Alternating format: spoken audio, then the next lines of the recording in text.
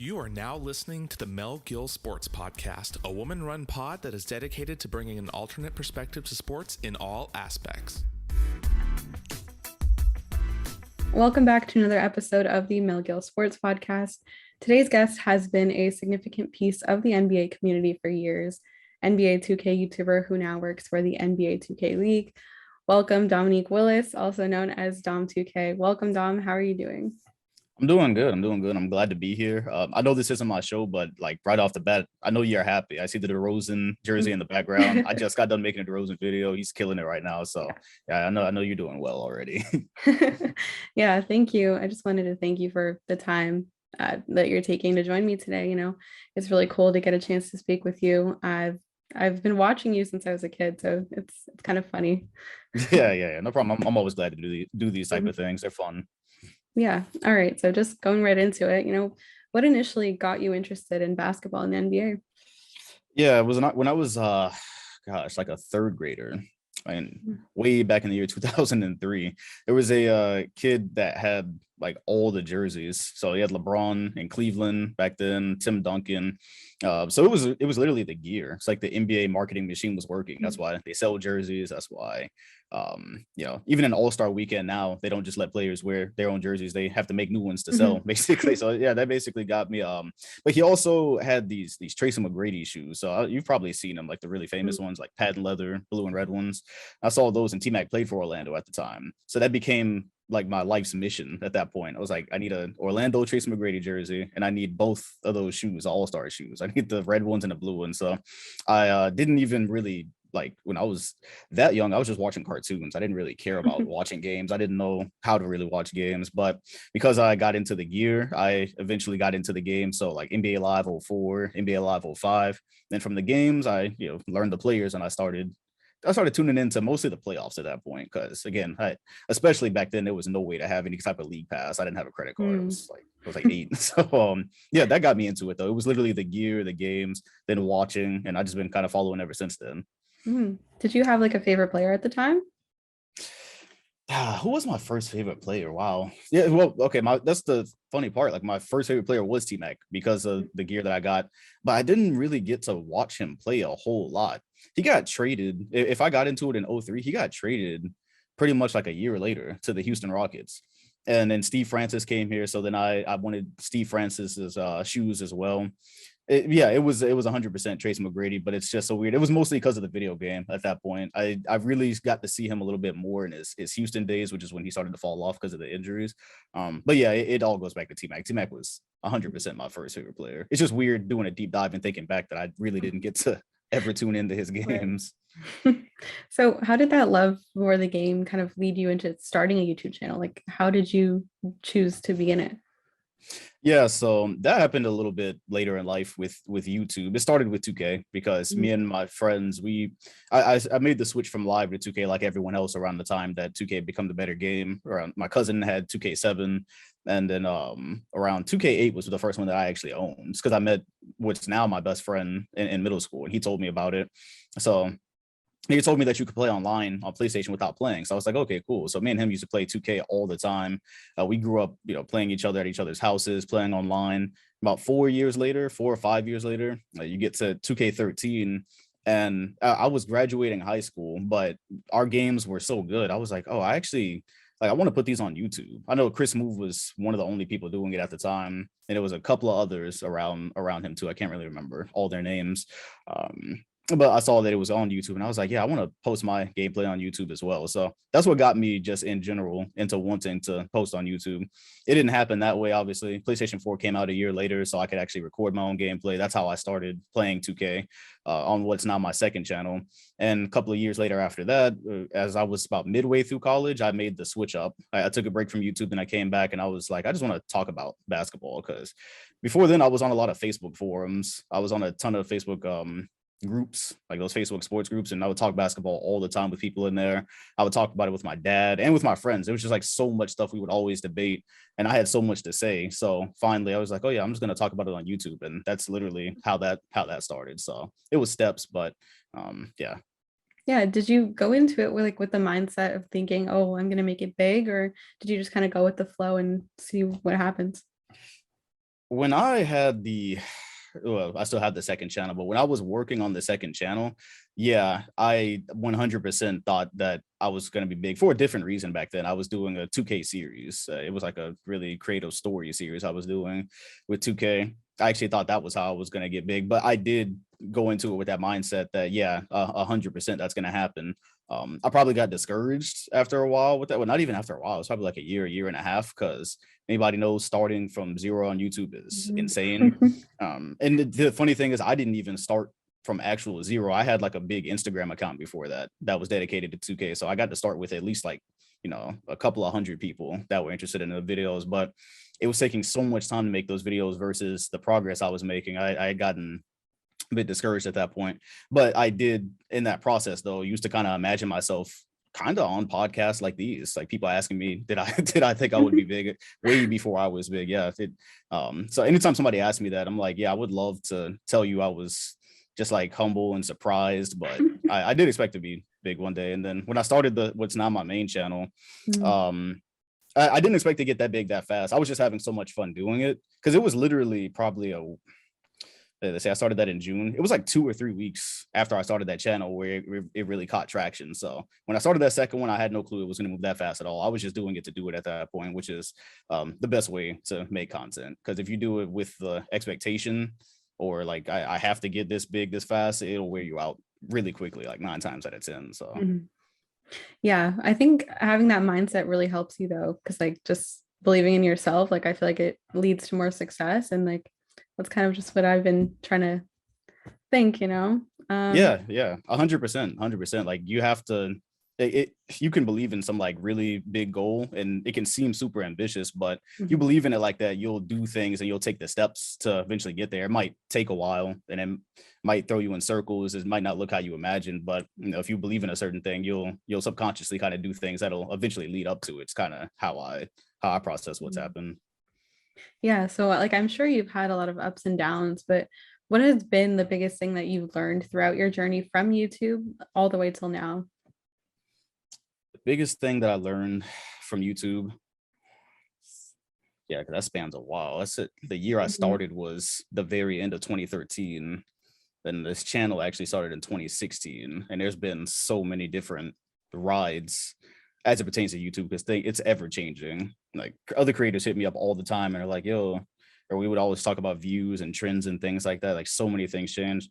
I would definitely say the biggest thing that I've learned is like you have to try as hard as you can to keep your passion for it and block the other distractions out that come with it. Because once you start getting a certain amount of views or whatever, that can cloud things really quickly or make you make content a certain way. So like when I first started and I got big so quick, it was like, okay, a certain amount of views that would have been awesome to me a couple of months ago now is mundane. Like it doesn't really mean that much to me anymore.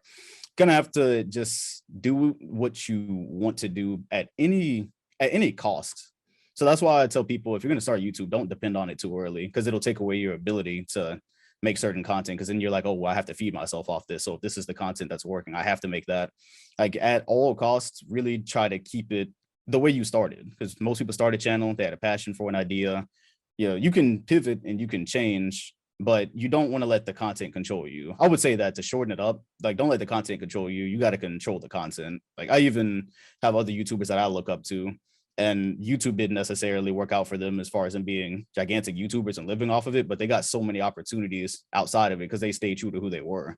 They didn't start selling out and it just making whatever they thought was going to get 1 million views. They literally just stayed exactly who they were. And now they're fine without YouTube. They still do it, but they have so much other big stuff that they moved on. So I would also say that too. That's another thing I've really learned from YouTube. It's not the end be all. When I was like 2018, 2019, maybe I saw it as like, oh, this is it. But I've had so many opportunities since then. It's to where I'm looking at it and going, yeah, YouTube is cool and I still do it, but you could do way more than just this. So YouTube has led to a lot of opportunities for you. And is there anything that surprised you about this industry, or like something that was different than you expected? Because I'm still those opportunities I'm still relatively new to. Like even interviewing Paul George was the biggest thing I had done, and Brianna Stewart, which was just 2 months ago. With working with the G League, I get to interview some players that play in the NBA and that are aspiring to be in the NBA like every week. All of this is still relatively new to me, so I'm not sure if anything really surprises me at the moment.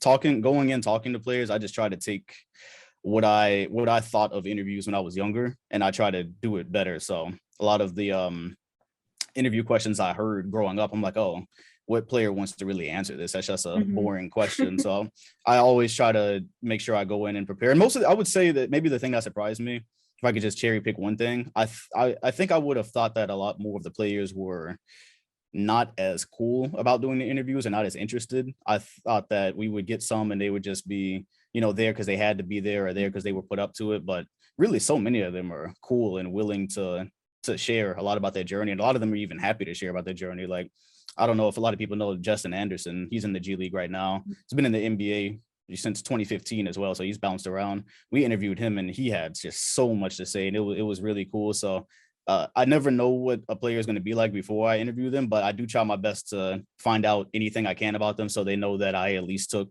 time to look into them and be interested in them, so you can kind of get the best out of them. But yeah, in the industry, a lot of the players, I think if you do that, a lot of them are really, really cool. Even if they just met you for the first time, basically, they're really willing to share a lot of things. Yeah. So like throughout those experiences that you've had with the players, even though like you said, it's been kind of new, like have you had like a really funny moment or a memorable moment that you can think of? Yeah, no, for sure. It was actually interviewing Lance Stevenson when he was in the G League earlier this season. So congrats to him. He got full time signed by the Pacers. But when I interviewed him, I would say he was the first player. And these are all virtual. The ones I do for the G League are all virtual because they're with their team. So we're not there or anything. But he was the first one that I interviewed. And I felt like it was somebody that had kind of meant something to my NBA following life, because I grew up in high school when they were playing the Miami Heat. It was like Lance Stevenson, Paul George, Roy Hibbert. And then obviously in 2K, I felt like Lance Stevenson was a big part of my basketball journey growing up. And so interviewing him, he was the first player I ever got nervous around. I'd never got nervous interviewing any player before that. But back when it was my job to do the intro, I messed up the intro 3 times trying to start the interview. And it was weird because going into it, I knew I was going to interview him. I didn't feel nervous or anything like that. But when he popped up, it's like, oh, that's Lance. Like he's just there. And I stumbled over that literally 3 times. So he was, again, like I said, with the players being cool about it, I thought he would be like, oh, this guy's unprepared and all that. He was like, nah, man, we all get nervous sometimes. Take your time. He laughed about it. He was really cool. But I'll never forget that. That's hilarious. So I still to this day don't really know why I was nervous or what made me nervous. I think it was that I messed up once and I was like, damn. Yeah. And it's like yeah, just snowballed after that. Yeah. But yeah, sometimes that's that just happens, Yeah, exactly. Yeah. So, you mentioned about getting to speak with Paul George and Brianna Stewart. Can you like just take us through kind of like that experience and like how you felt to be a part of something like that? Yeah, so that was really awesome. I had actually just gotten back from the gym one day, and the people that I work with on NBA Twitch, they called me and like, yo, we got this thing for you in a couple of days. It was on short notice because initially Ronnie2k was supposed to do it. Alexis Morgan was there. So Ronnie2k was supposed to be the other guy. I'm not sure what he was doing that day. So they called me instead. They went with Dom2k instead of Ronnie2k. And it was really cool because they were like, yeah, it's LA and you're going to get to talk to Paul George. And immediately I was like, okay, I'm in. Like, yeah. So, but no, it was cool because that was the first in-person and still the only in-person. Well, no, that was the first in-person interview I've done. I interviewed Thon Maker since then. So I've done 2 in person, and COVID has obviously made that hard, but that was the first one I had ever actually sat down with. So I was fully nervous for the entire time because we had to do a whole rehearsal. I had to sit there with Alexis Morgan and act like we were talking to Paul George and Brianna, which the rehearsal was a lot more awkward than the actual thing. It's cameras and lights everywhere. And they're coming. And the thing is, they gave us like 2 versions of what would happen because athletes show up on their own time. So they were like, oh, okay, if Paul George comes in and Brianna's late, this is what we're going to do. Or if Brianna comes in and PG's not here, here's what we're going to do. If they're both here, this is what we're going to do. And my mind was just like, bro, this is too much for like what's going to happen in 30 minutes. So I was nervous, but once it started, it was just super easy. Alexis Morgan is great at her job, so she made it very easy. And then those 2, they were fun. Brianna Stewart was like a big kid. So sitting next to her, she was like really laughing and giggly and willing to play along. And both of them wanted to answer questions. PG, the questions weren't, or the answers weren't like some just short, non-thoughtful things. He was really kind of interested in what you were asking. So that was really cool. And it was all happening so fast that I didn't get nervous for when it was happening, because I didn't really have time to process it. I guess once they sat down, I didn't have time to process like, oh, that's PG. Like Lance Stevenson, that's to a way bigger degree. That's Paul George. I've been following him for real since before he was even a star.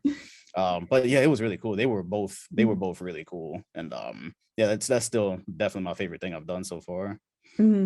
So besides that experience, has there been like any other event or time in your career, whether it was YouTube or things with 2K, where you like thought to yourself like, shit, this is real life, like I'm really doing this?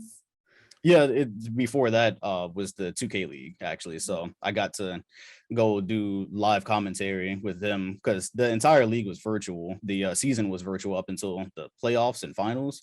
And so in September, we flew out for that, August and September. And that was before I'd even done an interview or anything like that. So that was really, really nerve-wracking. I actually was trying to find reasons to cancel at first, because I wanted to do it, but I didn't really want to put myself up like that. But yeah, being up there, again, the broadcasters, Dirk and Scott, and even India too, everybody who they picked does great at that job. Autumn Johnson, she does other things aside from 2K. She's like working on NCAA right now. She's great at what she does. So it was really cool. They could make you comfortable really quickly. And yeah, being up there, and the finals had a lot more viewers than like the regular season does. So you were able to see that on the computer screen. You're like, oh wow, this is it's like a legit thing. But it was really cool. The live commentary was really cool, and actually a lot easier to do than the virtual, because when you're not sitting next to the other guys, to Scott and Dirk, you cut each other off a lot. You can't really see when they're going to start to talk. It was way easier to sit in between them and do it, and that was really cool. That helped me, do things later. So you've accomplished so many things in this amount of time. How do you think your life would have played out if you never began a YouTube channel? Like, what would you be doing now? Yeah, if I didn't start the YouTube channel, I would have probably eventually found my way to doing something with computers, because that was the other part. Like, before videos, I was thinking, because I was at the end of high school kind of when this idea started. I wanted to maybe be a video game designer. I wanted to, just computer graphics interested me. So it's funny that I ended up doing videos, because that's when I started to learn how to make videos. It was like a light bulb turned on in my brain, because like I really enjoyed it. I enjoyed opening Photoshop and putting things together.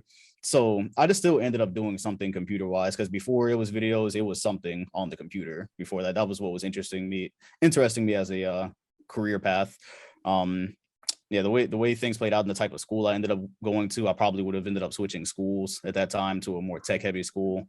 I would be creating something on the computer. Maybe it wouldn't be videos and it would be YouTube, but I would be toying around with something on the computer, because computer graphics and like 3D models, how they make 3D or what do you say, animations and movies and things like that. That was always like super fascinating to me. Computers were super fascinating. Behind the scenes of everything like games and movies was super fascinating. So I would have probably ended up doing something like that. I think we're all glad that you chose YouTube, Yeah. Everything's played out. yeah, I am too. It's been really cool, and the time just goes so fast. It's adding up. Like, I was just counting when you asked the question earlier. Literally in June will be 6 years since since the Dom2k channel. And then later this year will be 9 years since the official time that I started. It just adds up really, really quickly. But yeah, it makes me want to like stick around as long as I can. Even if I move on to doing even more stuff with the NBA or whatever else I end up doing, I always want to keep posting on both of those channels, because I think it's just cool to look back. Maybe if it's still around 20 years from now, it'll be super cool to still be doing stuff on there. So yeah, definitely. Yeah, so I have a couple NBA questions for you. This season we've had a few different players show that they're deserving of winning MVP. So I want to know, who's your front runner and why? Front runner of MVP right now. So I think there's 3 candidates that it's just going to be really, really hard to beat out. The order generally at the moment goes Jokic, goes Embiid, goes Giannis. And after those 3, right now, I think I saw DeMar DeRozan actually just got up to 4. I am thinking in my head, because the Bucks are hanging around that 5th seed area. And honestly, I feel like Giannis might be being slept on a little bit. He's already won 2 MVPs. He just won a championship and a finals MVP. So I think there might be a chance in what Chicago was going through. DeRozan might even be able to leapfrog Giannis and get a third spot. I don't think he'll be able to get to first because it's just really, really difficult with what those three are doing on both sides of the ball. At this specific moment, like if the season just cut right now, when you take everything into account, how MVP is normally voted on, the seeds, I would probably have to go with Embiid. But I explained on Twitter, I tweeted about it before, regardless of who wins it. It's just because when I think about this question, I think about how it's voted on, so I don't get into the robbed conversations. Jokic is the most valuable player in the NBA to me, in my opinion, with what he's done with a depleted Nuggets team all season. They might finish top 5 in the Western Conference, and he's done literally everything for them. When I watch a lot of his games, but even the ones you don't watch, if you just pull up the stat box for him, it always looks the same. He's always got like 25 points, crazy number of rebounds, crazy number of assists. Doesn't even account for what he may or may not have done on the defensive end that night, but he has improved on that end this year.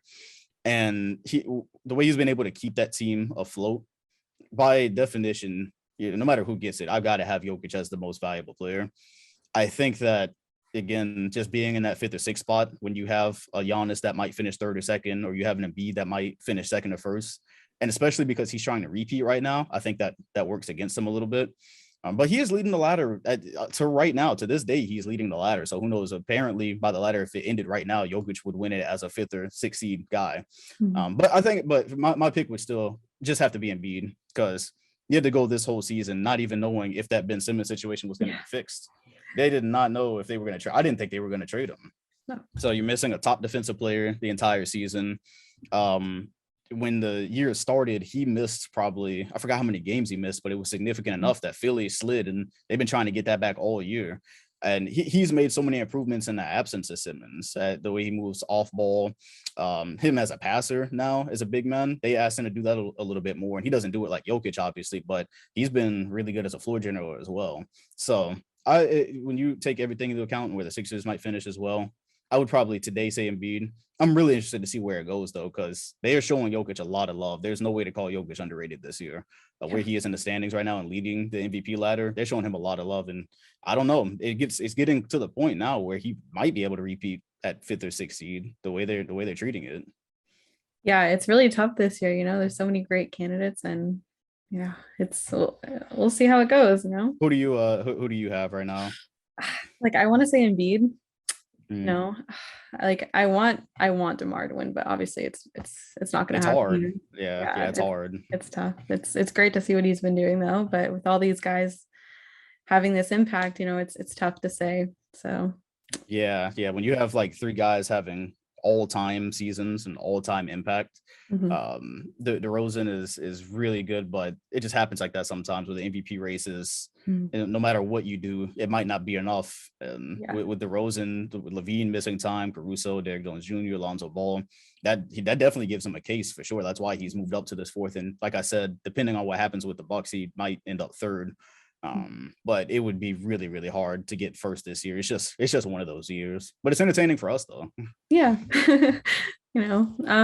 So there's been just so much talent in the league in recent years, and it's nice to see the conferences finally balanced. It's not the weak East anymore. So this postseason can possibly be one of the best and most entertaining postseasons that we've seen in a while. So, like, Dom, who do you think is going to win it all? Win it all? Yeah, God, this is a really tough year. If you can call it this year from this far out, like, you got to give, because there's so many things that have now happened with even the Nets, who are looking like they're going to come in as a play-in team possibly. Looks like they're going to get Kyrie Irving back full time, because New York is supposed to get rid of that mandate by the time the playoffs roll around. So you look at a situation, you could have a 7th or 8th seeded team with Kyrie, Ben Simmons, and KD on it. I think the problem is a team that hasn't played together the entire year. It would just be improbable for them to come together and win a championship. That just almost never happens, whether it's because guys have been in and out and they end up getting hurt in the playoffs, or because they don't have the chemistry. That type of run, you just generally don't see that. Basketball is way harder than just having the names. You have to play. That's what the regular season is for. A lot of people say it doesn't matter, but it kind of does. So I don't think it's going to be the Nets this year, regardless, although they could maybe upset one of those top Eastern teams if that's what it comes out to. my Eastern pick was still the Bucks through everything that's happened. I just think once they get everybody on the floor and they're able to gel again, because they've had their main guys, at least for the most part. You've had that big three of Drew, Chris, and Giannis. It's been off and on, but they've mostly had them together. Now it's just as support pieces, and I don't know if Brook Lopez is coming back. I would still have the Bucks coming out of the East at the moment, but winning the championship, it's like you still have to consider health. And with the Suns, now Chris Paul is out for 6 to 8 weeks. So you got point guard Devin Booker, which looked great last night. They have by far looked like the best team in basketball against other contenders. They've looked great. They beat all the teams they're supposed to. They cover everything in terms of depth, defense, and offense. That Suns team would be extremely hard to beat if we could get through a playoff series or playoff season without Chris Paul's hamstring tightening up or a finger breaking or just something on him, because they can still be good without him, clearly, but they can't win a championship without him. They got unfinished business, so yeah, and that's what I give them credit for. I give them credit for coming back, because last year people said they didn't even deserve that spot, so they came back better this year, and they've looked like the best team. Just to not cop out, I would still. It's between Bucks and Suns to me. I think we're getting the Bucks Suns rematch. I think at the end we're getting the Bucks Suns rematch. I'll pick the Suns at the moment against my better judgment, because again, we've never seen Chris Paul be healthy when it mattered. There's always something. But yeah, I think the Suns. If they could stay healthy, I would think it would be Phoenix. Yeah, we'll see. It's tough to say at this point. But I just have another question for you, Dom. What advice would you give to someone who's maybe looking to start a YouTube channel, someone who wants to work for NBA or 2K in the future, or just anyone in general who aspires to do something that they're passionate about? Yeah, so specifically for like starting a YouTube channel, kind of like I said earlier, make sure that, it's okay to want to be big and it's okay to have goals 100%.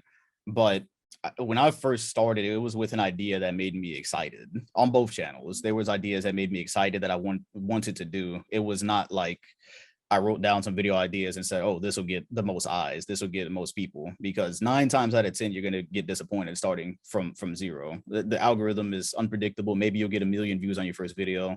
Maybe you'll get 100 views for the first 7 months. It's very unpredictable. But yeah, just start with an idea that makes you excited to work on these things for a YouTube channel, because it is work, especially a lot of people in general.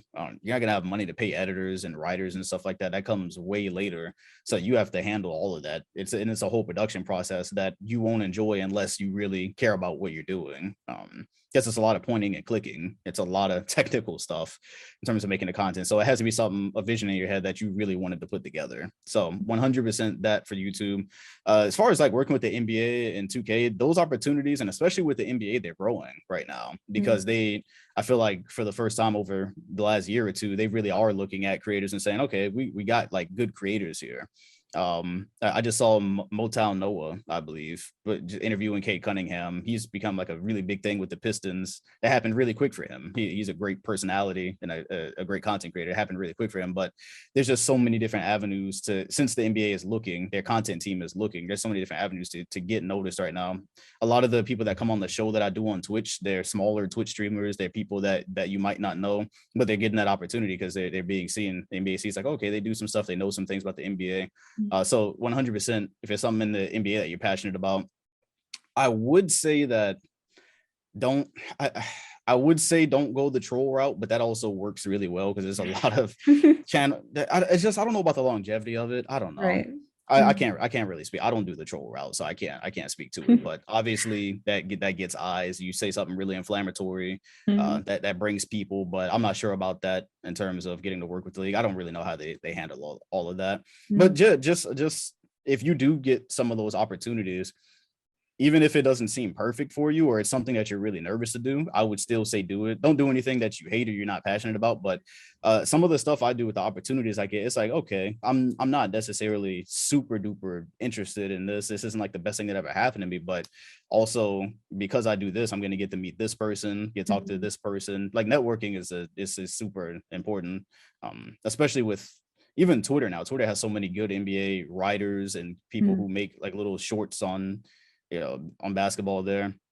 So yeah, definitely just networking, learning what you can from people, And then to things that you're passionate about. It's pretty much like the same thing I started, like I said, with the channel. If you're passionate about it, you'll want to do it. You'll want to put the hours in for it. And then it'll feel unmatched when you actually get not notified, when you get noticed for it. Because that's what happened in 2016 when I started that main channel. That was the first time, like 2 or 3 weeks later, that was the first time anybody had really noticed it on a big scale. And that was like a crazy feeling, which doesn't come back because it's like a first time type thing. But it felt really good. I remember being in the gym and I'd just be thinking about the next video I'm going to make and how happy I was to get it out there. So, that type of thing makes it worth it. It's a ton of opportunities that come with it. Mm-hmm. Yeah. So I just wanted to thank you for taking the time to speak with me today, and, sharing all your insight. And I wish you the best for the future and everything that you're doing. It's amazing. Yeah, no. Yeah, definitely. Thanks for having me on. This was fun. Mm-hmm. Thank you for listening to the Mel Gill Sports Podcast. Don't forget to follow on all social media at Mel Gill Sports Pod.